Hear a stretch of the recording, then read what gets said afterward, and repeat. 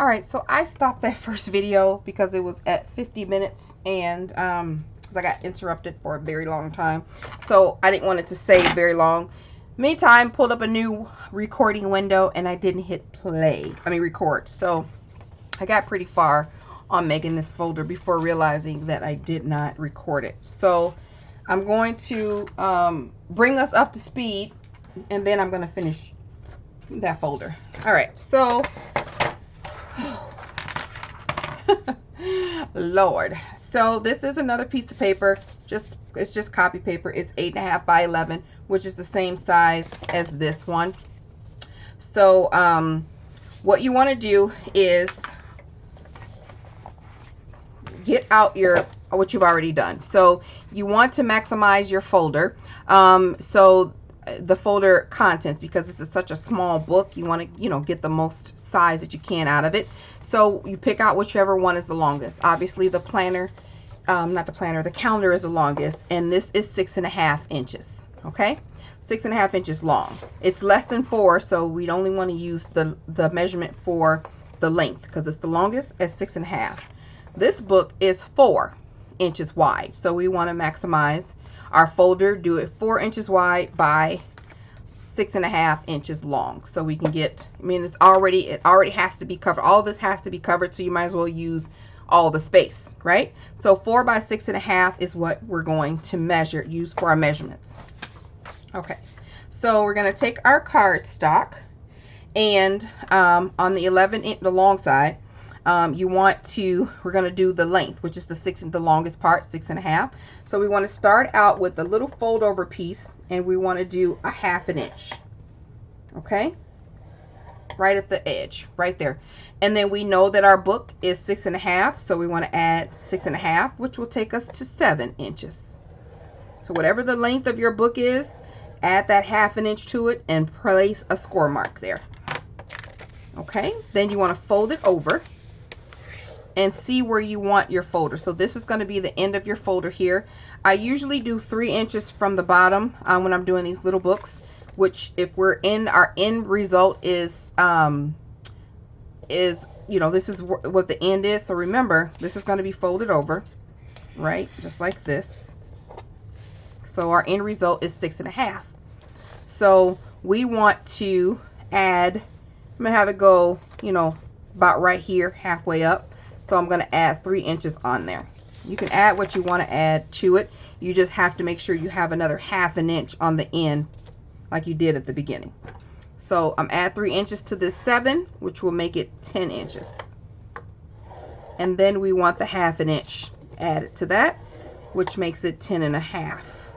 And I'm actually going to put a pin mark there because that tells me to cut it right there. Okay, then we're going to flip it lengthwise, and we know that our book is 4, the end result. We want it to be 4, so we have to double that up because we need a front of 4 inches and a back, so that we already know that this paper has to be 8 inches wide. Now, well, typically you will want to fold over your edges so you don't have these sharp open edges, but when you have too short of a paper, you have to create your edges. So funny. You have to create your edges. So we know that this is going to be at 4. So what we're going to do is make our own. So we're going to score it at 4 inches because that's how long we want it. And then we're going to cut it at 8. So I'm going to use my pen. So it tells me that I have to cut it. Need to cut it. All right. So take that off. Grab my trimmer and cut the marks that I've already created for myself, like that, and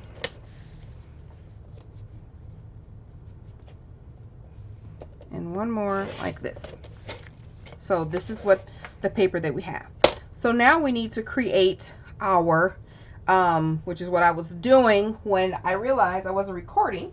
We have to create our edges. Now, if your paper is longer, if you're not doing this, 8.5 by 11, you have used the 12 by 12, you just need to add a 1/2 inch add 1 inch. So 1/2 inch is going to go here and 1/2 inch is going to go here. So you're going to cut it at 9 inches, right? So you're going to do a 1/2 inch on the left, add add your middle part, which happens to be 4. So 4 and 4, which makes 8. So now we're at 8.5, and then a half at the bottom, which makes it 9.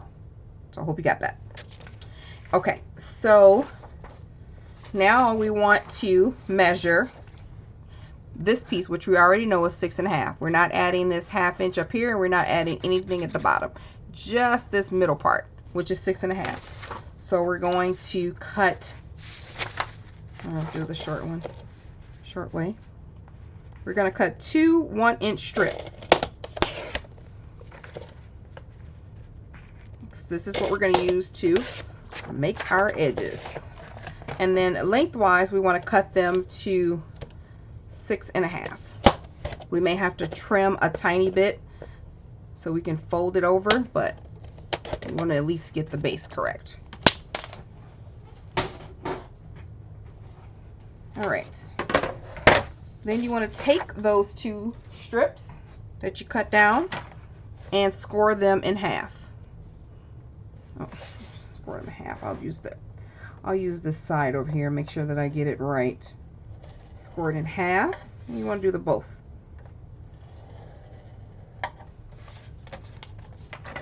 Okay. So fold those over, and then we would add tape to both sides, close to the edge.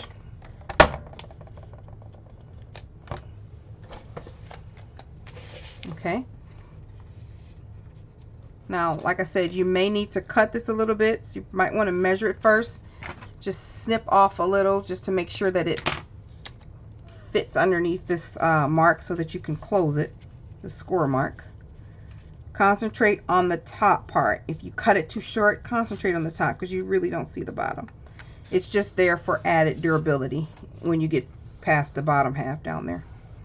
So add that base onto there. All right, this is where I left off at. So now I'm going to move all the orange out the way and come back. So this is where I was at when I realized that I didn't record it. So now I'm going to cut this down. I want to measure it. I'm going to cut off a little snippet so that it can fold over easier.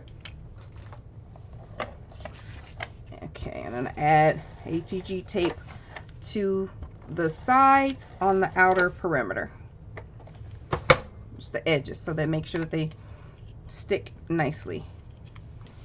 All right, and then like I said, concentrate on the top, which I have it upside down, but concentrate on this top part and fold it over. Okay. And then this folds over like so, like that. Now you can feel free to, you know, snip off a little bit of your edges if you want to, just a little bit. Snip off a little bit of your edges so it can meet like that. Okay, and then go ahead and tape this down, just like so. And then we have the bottom part. We're just going to fold over like this. Now you want to do the same thing for this little flap down here. Just cut off just a little sliver just at the 1/2 inch mark down at the bottom. Okay, and then you want to add your tape.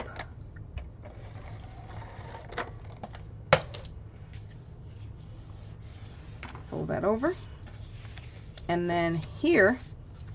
Now, if you want, then you're done with your folder. Just that's why I like to use matching pieces, so you really can't tell, but you can definitely add some washi tape or something, or even the inside of this, you know, go completely opposite and use a color, but you can't tell on here.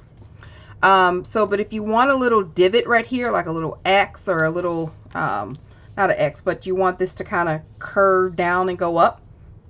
I always get confused when I turn it over, so I like to draw so I know where to cut it.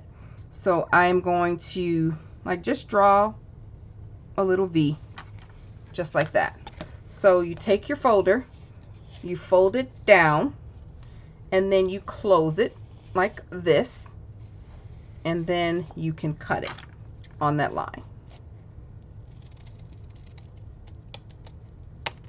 Just like that. And then when you open it up, that's what you have. I don't know why I get so confused by that. When I just like, when I don't draw it, I'll do it and I'll cut it up like, wait, do I go down? Do I go up? I don't know. So you may be better than me and just can do it off the free hand, but there we go. So now I'm going to take some of my red line tape, it's very sticky tape, and I'm just going to add that to the side, and it's a smaller amount of tape. It gives me more room to have stuff to put in my folder. It's a 1/4 inch instead of the 1/2 inch double-sided tape that I have in the other brand. So yeah, I'm just going to put that there to cover that up. And take that off.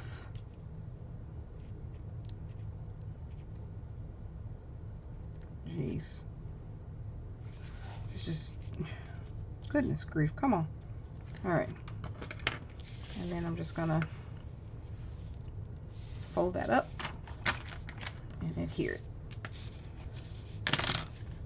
And then we have the folder. Now what I also do is add washi tape to this because it is a folder and it is, you know, creasing. So I'm going to add some washi tape to this to make it just a little more stable. And I'm going to use this brand, although I could use some copper tape since we have copper in there already. Let's see which one is better.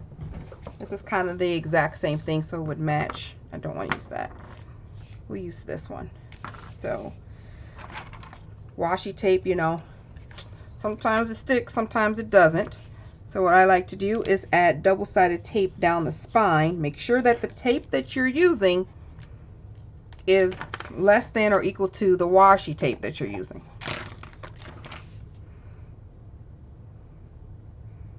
Okay, I don't want to go all the way up to that mark where that V is. Okay. I'm going to take this off and then bring this up a little bit to wrap around so I can get that edge. Okay. And then I'm just going to add the washi tape to the top. That way we know it's gonna stick. So making sure that I get that right.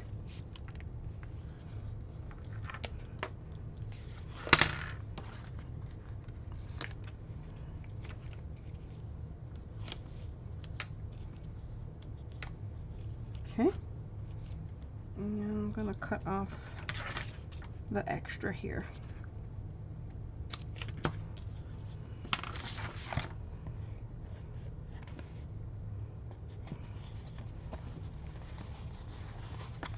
See, that makes it super sturdy. There we go. Feel free to put washi tapes on the end or what have you. So now we're done with our folder. So we have that, all of that's ready to go. Okay, I'm going to clean up this mess and then we're going to come back to the next step. So now it's time to plug up your laminator if you haven't done so already. I usually don't plug up my laminator until it's time to get to this part because I don't want it to get overheated and waste electricity at the same time. So I just plugged up my laminator, and you want to get your laminating sheets out and you want to decide how big you want your shaker, which is what we're going to do first, is our shaker. You don't have to have a shaker, but if you do, this is what you'll need to do. Decide on which size that you want to pick for your shaker. I like to match the size up to the first thing that's going to be on the inside of the cover, and the first thing that I put is my calendar. So I'm going to match it up to this, which is 3 3/4 by 6.5, I think. Yeah, 3 3/4 by 6.5. So I'm just going to measure it exactly to that. It's going to come out a little smaller because we have to seal it, so that's perfect for me. I'm not going to make it any bigger. It can fit right within the perimeters of that. So I'm going to cut 2 pieces out on my 25, my 8.5 by 11 laminating sheets. I'm going to cut off a little sliver on the edge, just the tiniest little bit, because it's a rounded edge and I don't like that. So I'm going to cut these pockets out. I'll need 2, 3 3/4, and then 3 3/4, and then we'll need 1 excuse me, at 6 1/2, and then 2 at 6 1/2. All right, so we have those 2 pieces. Put this away for now, and I'll put that over there for now. Okay, so you want to take, these are the 2 pieces that we just cut. So you want, there's a frosted piece, you know, they're kind of frosted. You want to take them apart, and then we're going to make these outer pieces touch. Let me show you on another piece of paper. All right, so this was the pocket, right? So we have 2 matte pieces, and then we have 2 different type of sticky pieces on the sort of on the inside. So we want to take it out and flip it like that and line them up. All right, so that's what we're going to do, because you may not be able to see it over here. So I'm going to take it out and flip it just like that and line them up, and do the same thing to this one. Get out and flip it, making sure you don't have any paper bits. It will laminate. So clean off your laminating sheets. Okay, so you need a second one that's going to be able to hold both of those together. So I'm going to open up this new laminating sheet, and I'm going to put these in there. That's on the outside. Okay, this can be a little tricky. You may want to use a grid if you're not comfortable, but again, make sure you don't have little bits of paper on your laminating pieces. So match them up exactly and put them in here. I like to butt mine right up against this edge of this laminating sheet. Sometimes I'll just do the bottom sheet because it can get kind of tricky, and then I'll put the top sheet on top. Be sure that you keep in mind of what side you're on. You want to make sure you stay on the side you're supposed to stay on, and then line those up perfectly, just like that. And I keep that right there. You do the same thing for the other one, leaving a tiny little gap, about 1/8 of an inch. That's your fold over piece. You don't need a whole lot, because the more you gap it, the longer it is on the outside, and it won't match your book, right? So if you gap it like this, then you close it up, this extends past the 4 inches that you planned. So I hope you get that. So I just literally leave a little bit of space between the 2, and then just line up the 2 pieces.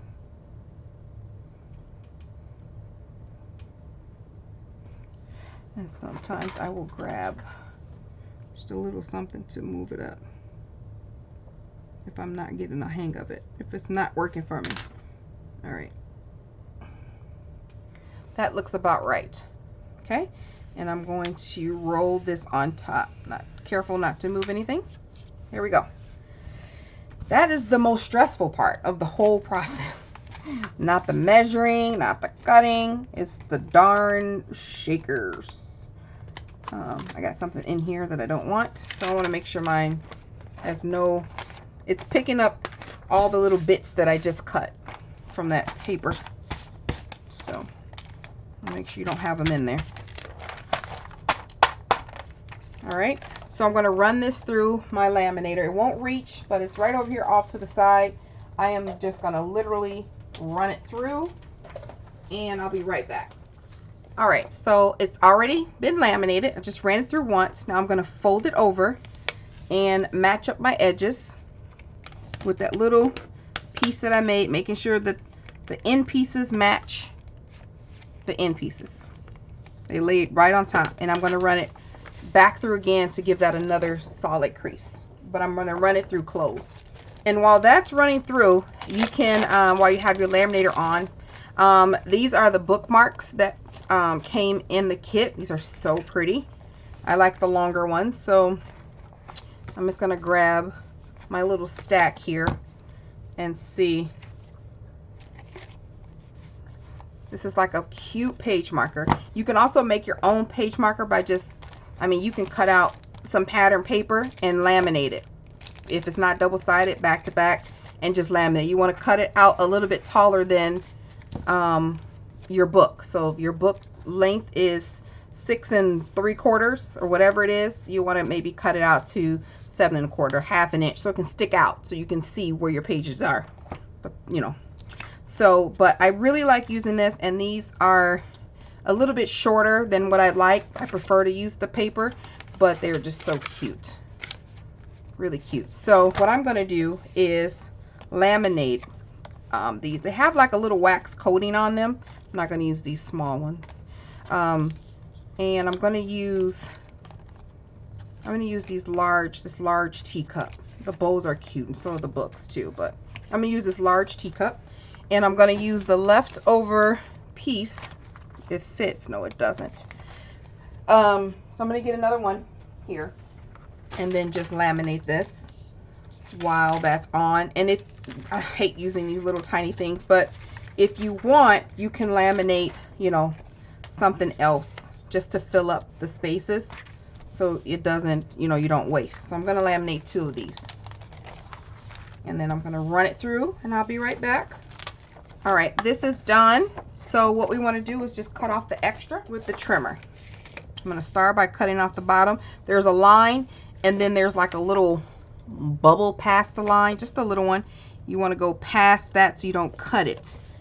Cut off anything unnecessary. That's at the one end. We'll do something different at the other end. All right, and then this, you want to cut off the side. Perfect. See, you got that little bitty space, and this you want to cut right at the line, like you want that to be open. So not a whole lot, just a little bit. You want to like cut right at that line. And then let's see if I opened it up. Yep, I did, because you want the top of these open. Okay, all right, so the laminating for this is done. I'm just going to cut off this, and then I'm just going to fussy cut around it. This is boring stuff, so you don't want to see that. I'm just making sure that I cut around that little extra bubble that I left. And I also turned off my laminator because we'll need it again for the shaker. Not the shaker. We'll need it again for the cover, but that happens after we get done with these shaker pockets and this bookmark. So like I said, I don't want to leave it on, so I'm just going to turn it off. And then I'll be back after I cut this bookmark out. Alright, I've cut out the bookmarks, and I accidentally bumped it when I went in there, when I put it in there, so it's a little wrinkled in there, but I tried to run it through again, but it's already stuck. But it's fine. It's cute. I like it. So I'm going to put both of those in. I just fussy cut around there, and they could be cute little bookmarks. Put that over there. And so now we have to get to this shaker. So you want to bring out whatever shaker pieces that you're going to use. You'll need some washi tape, whichever one you decide, to close the top, and then you'll need something in here, so like a die cut or some kind of cute saying or whatever you want to put in there to float around. So I'm going to pick some die cuts out of this kit here, see if there's some smaller ones, or if you have a journaling spot, which I've done in this one. Where did it go? There it is. I like this journaling spot, so I adhered it to the inside, and I taped paper on the back to cover the tape because I really like that saying. So that's what I did to that one. So if we don't find anything cool in here, then I always do that. Oh, these are cute. Some cute little tags. Don't forget to be awesome. Those are cute. So that's nice to know that's in there. I didn't open these up. So let's see what little die cuts that we have in here. We could use the flower or this cute little teacup. Okay, what is this here? Oh, I thought it was like, what is this, a plate? No, it's a hangy thing where you hang your stuff on, like your hat and your coat rack. And then we got some hats and some flowers. So, I want something to stand out here, kind of like this. I think we'll use that. And maybe, no, we'll use that. And, yeah, that's what we're doing. Okay, I'm going to put these die cuts back, and we also, if you don't have anything that stands out that you like, you can also cut out just some pattern paper and put in there behind your shaker, and just put your shaker bits in there. So you can also do that. Okay, so this is just going to slide on the inside of this first one. Just like that. Just kind of fold around in there. Or you can make, I said, you can make it permanent and just add some tape to the back, but then you'll have to cover this up in the back. So just going to let that float. And then we want to cut out this vellum piece. So we know that this was cut at 3 3/4 by 6 1/2, but we do have to allow some space for the closure piece. So I'm going to cut it at 1/8 of an inch smaller, just to see if it fits, and then I'll just keep cutting 1/8 of an inch off until I get to where I need to get to. But this typically works. So yeah, it's a tight squeeze, but this is a replaceable paper, so they can take this out and replace it. Here we go. And then I am just going to literally just cut it across the top. And there's your inner piece. Okay. You can add your Post-it notes, whatever you're going to add in here.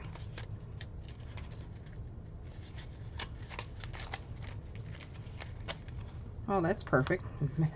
It matches that. I'm going to break these in half. It's too thick. And then I'm going to add some tape to the bottom. I've cleaned up my space too. I can't find the tape. Okay. I'm going to add some of this tape to the bottom to stick it on there permanently. Well, semi-permanent. You can take this off, but it'll hold on there very well if you add some separate tape instead of the Post-it note adhesive that's on there. So I'm going to add 2 strips to the back of both of these.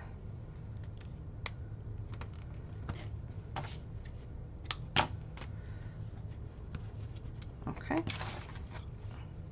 and take that off.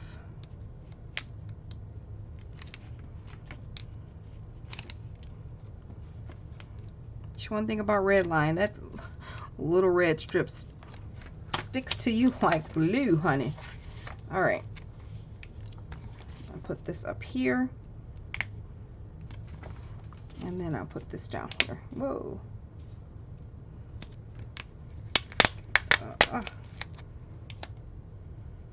This over a little bit. All right, just to kind of make it balanced so it can close evenly. Okay, and then you got the shaker in there. I mean, not the shaker, well, the shaker component. Now, let's get our shaker bits. I got my little handy dandy hot dog container. I keep those because the hot dogs always leak through, so I always get 2, and then I just keep the bottom one.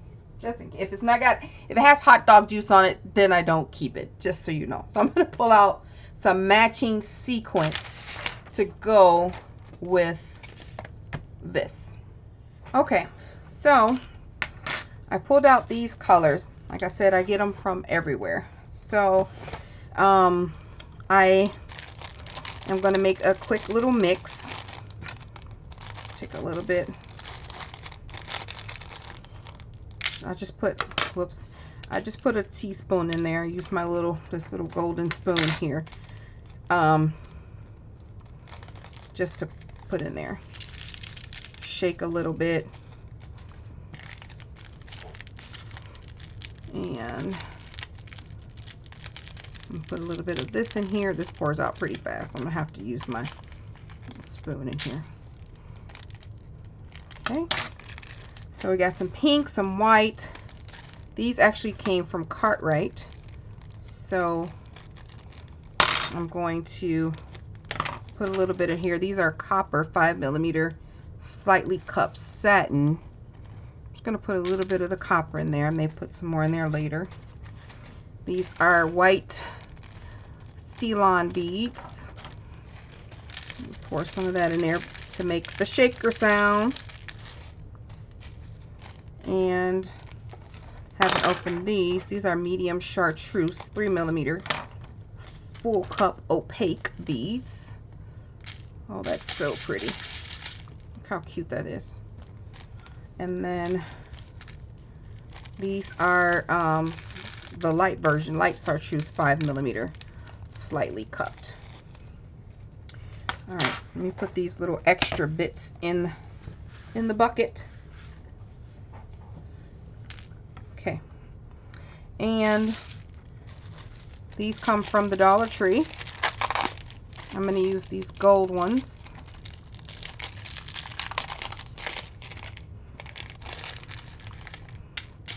Or they're not gold, copper. Give it a little shine, a little bit more. Okay.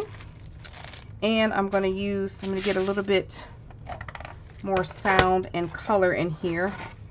And I'm going to use these, let's see, it's like these. Which one?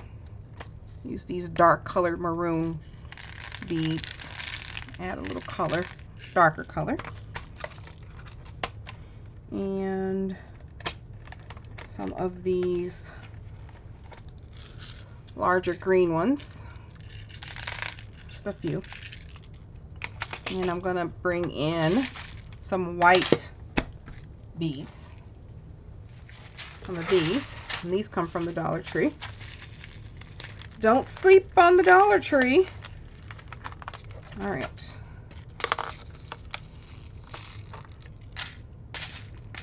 I'm just going to spoon that out. Oh, that's so pretty. Yeah. Cute, cute, cute. All right, let me put this stuff away real quick. All right, here's our beautiful mix. Oh my gosh, this mix is so pretty. And doesn't it look like that? So pretty. So I am just going to start spooning this in. I don't pour, because even though I may end up with most of it in there, it's a mess. And then you have to pour it back out and put it back in. So I like to shake it and see where I'm at. And that actually looks good. I'm going to pour just a smidge more, or spoon a smidge more.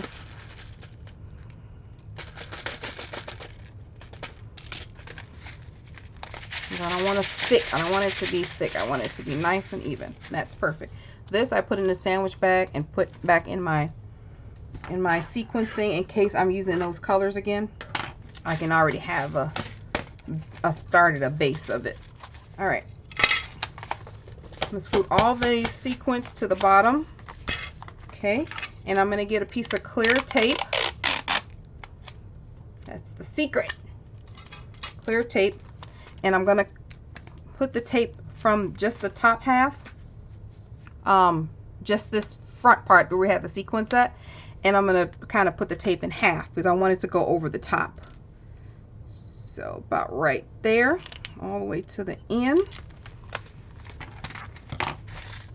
Okay, I'm going to cut off the tremendous amount of excess that I put out here. All right, cut off this extra. Okay, and now I'm just going to fold over that top. And now your pocket is sealed. Isn't it cute? Really pretty. I love that. I love how it's just sporadic. It's not all at the top, not all at the bottom. So now whatever washi tape you're using, you want to grab that. But first, add double-sided tape. Oh, wow. That's not put on there right. First, add double-sided tape to the front. Make sure the double-sided tape that you're using is the same as or smaller than the washi tape that you're using. So you want to put a row in the front and a row in the back. Okay. Just like that. Cut off the extra and secure that on there. Okay, so now we want to take off the top part, decide on the washi roll. You want to use that. That's too many patterns because you already have like a bunch of the floral in there and it's just too much. So I'm going to add the washi to the top here.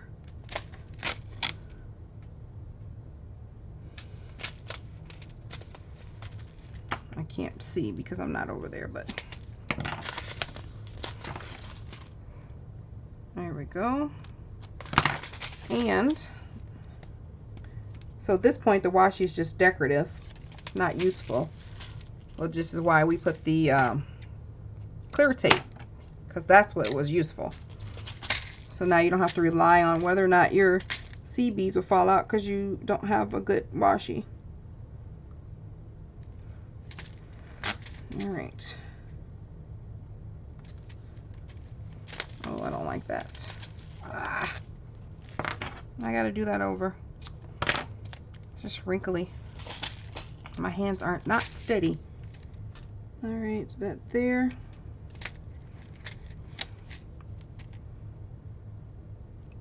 Just lining it up at the top. There we go. And then cut off the extra. Alright, we're finished with our shakers. So adorable. That's the inside. I love using this. So I would take, like I said, I'll take the Post-it notes off and then I add them to the back here so that I know that I need to put them in the planner at some point. Like I'll think of something, oh shoot, I got a plan, blah, blah, blah. I'll stick it on the back. And then, yeah, that's the shaker. Super pretty. Okay, I can play with that all day. So let's move on. So we have we're building our little stack here. This is going to go in the front. We have our planner. I like to separate the notebooks with the folder. So this is our stack so far with our